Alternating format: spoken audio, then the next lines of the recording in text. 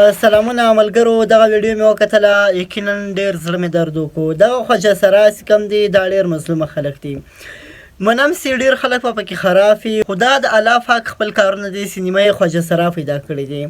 دوستانو دغه خواجه سرا یو چا بیولې ده، څونه زیات ظلم یې ورسره کړی دی او اوس په هاسپیټل کې پرته ده.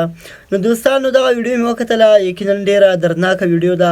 راځئ دغه ویډیو راسره وګورئ چې له دغه خواجه سرا سره څه سوي دي او چا دغه هاسپیټل ته راوړې ده او اوس څه مجبوریانې لري. راځئ دغه ویډیو راسره وګورئ. السلام علیکم. زه راغلی ما دلته دا زموږ خواجه سرا دی، څه نوم دی د دې نه چې ډېر شایان نوم یې دی او داسې کسانو چې دی نو دا بند نه اوچته کړې وه او بیا یې بوتلې وه فضاګټ ته. فضاګټ کې چې دی نو د دې دا لکه زه په دې باندې وایم چې لکه دا څونه پښتانونه زموږ ولاړ دي خو همیشه سړي داسې کوي. ټیک ده، دا سړو بوتلې ده.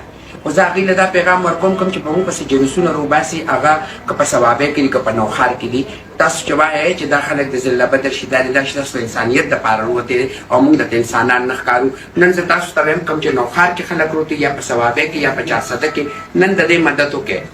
ټیک ده، نن تاسو ځان ثابته کړئ که نه چې موږ پښتانه یو، موږ انسانیت دپاره روزو، موږ د انسانیت دپاره کار کوو. تاسو ته صرف دا ښکاري چې موږ فحاشي ختمو، تاسو ته صرف دا ښکاري چې موږ دا ګندګي ختمو.